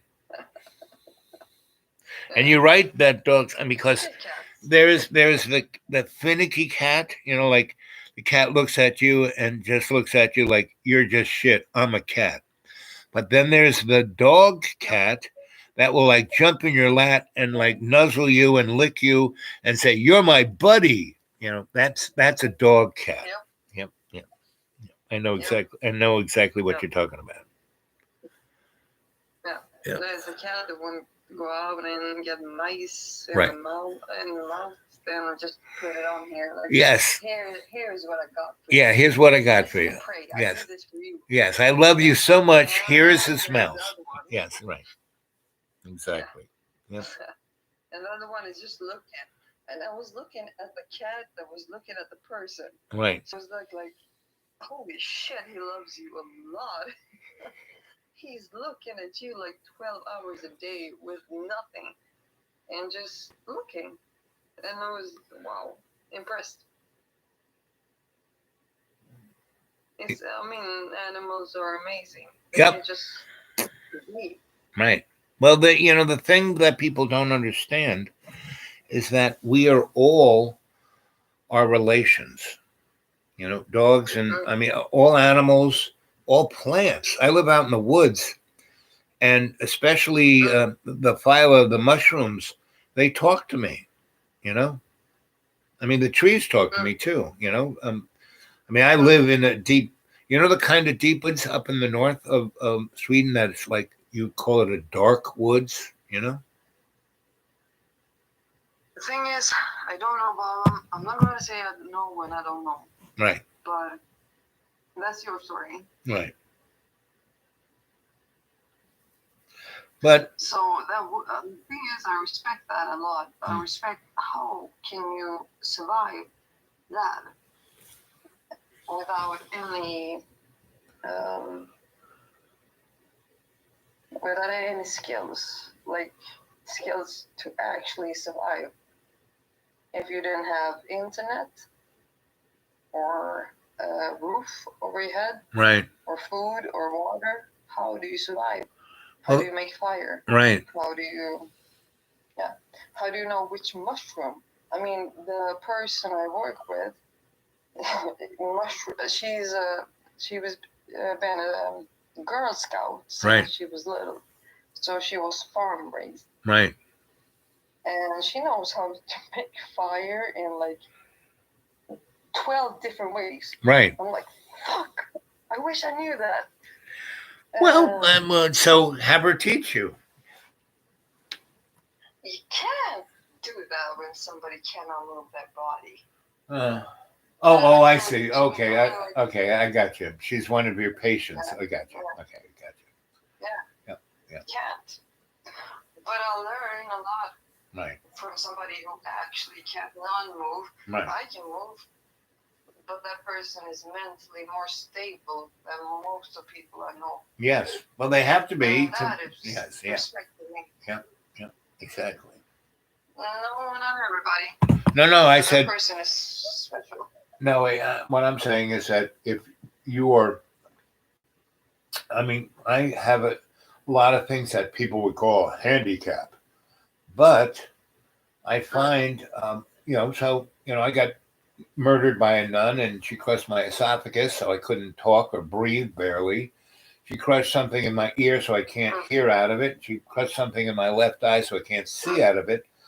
But out of all of that, I was able to sharpen my other senses, and like my left eye, it's not that I can't see out of it; it just doesn't see like it used to. It's been changed.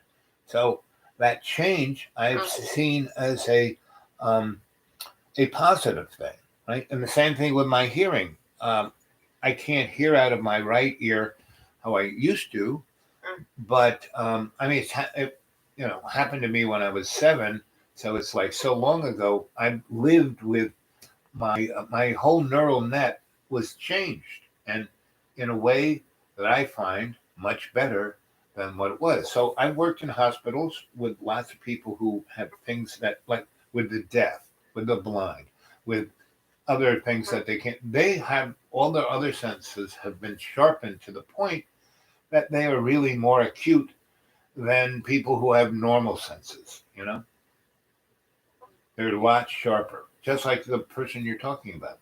Her intellect, her emotional intellect, has been sharpened by her inability to be able to move around. So she's sharper. The thing is with her, this human, is she had to, if you get diagnosed with the disease when you're 20 something, right? And she had to how do you say it? You have to say it's okay to everybody else. Console. Right. Console. Yep. Yeah, she has to be the consoler for her own disease, so everybody else could cry. She's always the consoler. Right. Right now, something big has happened, and that human's life is that one of her pillars went away, meaning the mother. Right. So, yeah. So then you forget time, you forget everything. I mean, like, if you actually have the fortune of having a good mom and dad, right, that did their best, yeah, then you know how much they actually did with what they had. So I know that feeling. It's it takes time. It's confusing, and you have to go through everything to accept that it's. You have to accept it. But it's like that thing. What do they say? Don't go light into the dark. What's that Right. quote? Yes. You got it right. Quote. You Don't go. Yes. Go into the good night. Don't go into the dark. No, not that one. Not that one. Okay. Not that one. The one that fuck my brain. Sorry.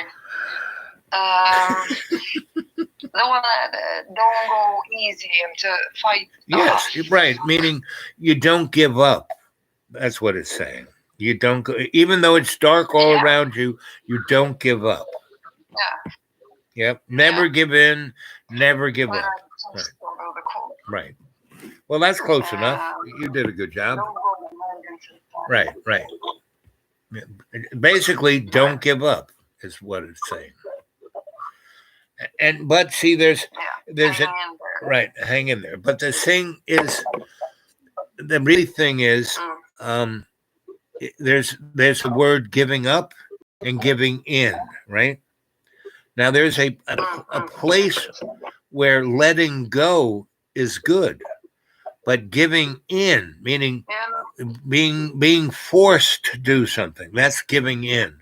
Whereas when you just let go, you're doing that yourself. And there is a good part of our life where we do have to let go of things, you know? yeah. But you should never give in. When someone's trying to force you to do something, you don't give in. You know? Don't look at. I still want to know. You're still working on getting the quote right. Well, let it go, girl. Let it go. But I want to know because it's right there in my tongue. I just can't. Yep. Don't go into the. Damn it. Don't go.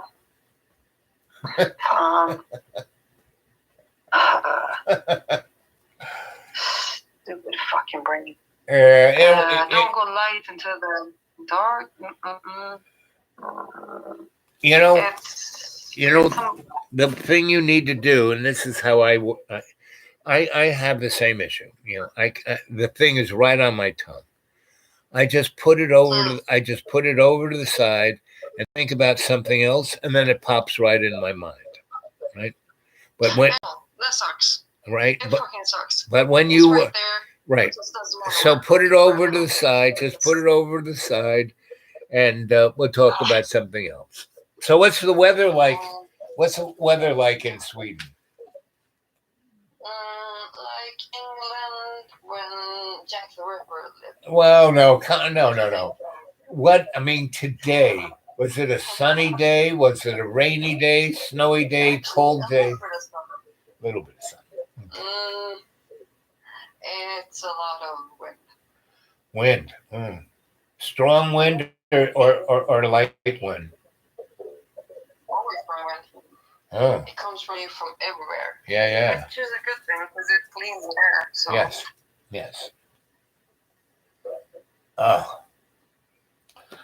Well, honey bun, I'm gonna say goodnight because it's about 12 o'clock here. Me too. And Yeah, me too. Actually, I'm a night worker, so Right. right now my mom is gonna get pissed at me. So yeah. so I'm gonna say goodnight to you, and I'm gonna say goodnight, Lynn Sin. Are you looking on your screen? Because Lynn C is I'm looking at you. Lynn C is here. And Lynn, I love Lynn. Yeah, Lynn is here. She's saying she's giving her love to you. So she's saying hi. Lynn is a good person. Right. Well, everyone on the cadre is a good person. I know, but there's something special about Lynn. Yes. Yes. Anthony is really good. I really care for Anthony. I care for you all. You know, you're all special. Fish is really good. Fish from Tennessee, and yeah, like I said, there are 4 fishes, and they're all good. Yeah. And the other thing about you may have an affinity for Lynn, but everyone in the cadre is special. Like you're special, and Lynn is special, Anthony's special. Everybody else is special. Like everyone on they all have their speciality, and that's what makes the cadre. I actually found Anthony one day on Facebook. Ah, And yeah, that's how I found him. Right. Because he spelled his name. right, Right? Yep. My name is Lana. Right. I did not tell you my afternoon. right, Right? Right. Or surname, Right. as you call it. yep. So anyway, so I found him, and then I had this dude that was going off, HDH dude that Right. I'm asking you about. But I know the answer now, so that's okay. Anywho, so then Anthony and I was like, somebody, I'm not a social media person. I really don't like that. Right. And I really don't like that I've been in the newspaper twice when I really didn't want to. But okay, for the greater good, fine. And the thing is, with Anthony, we shared music. And music is something we all can relate to. Yep. And he shared his, how do you call that fucking music?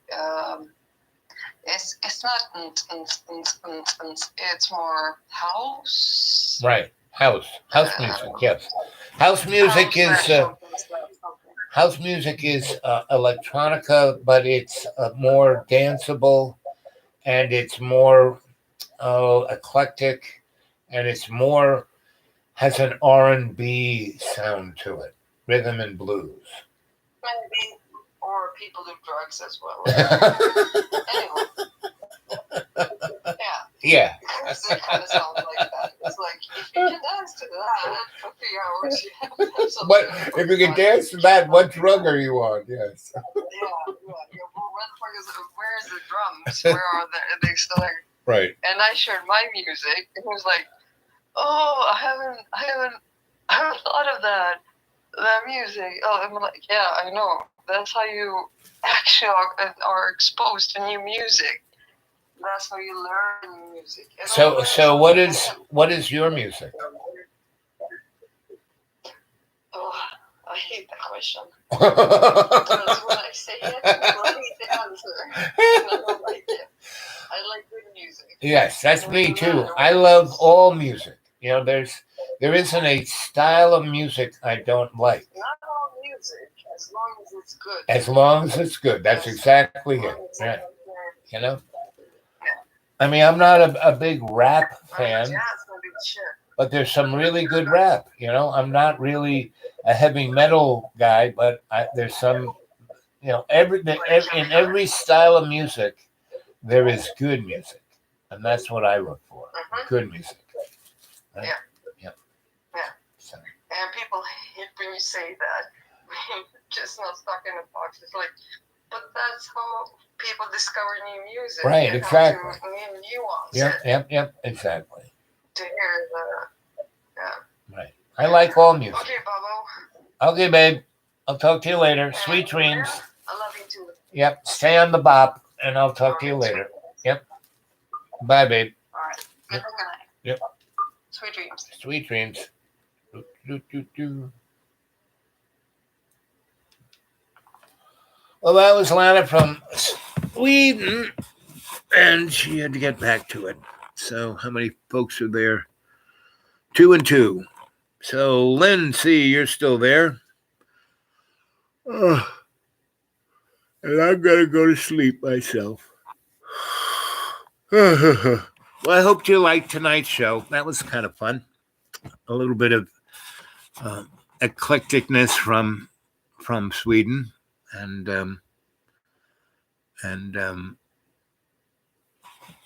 See, two people who barely can speak their own language could communicate in the other person's language. So let's see. 2 hours, 14 minutes, 40 seconds. I'll see you tomorrow, right? You know, I'm not going anywhere. It's going to snow a lot, so I'm not going to go nowhere. So. Ooh. Oh.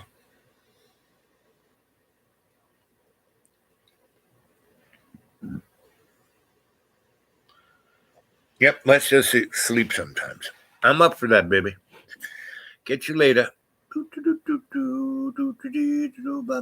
Oh, I got to do this first. Do this. And do this. Immediately, it will no longer be live. Okay. I'm going to rewind the first hour. Yes, it was interesting.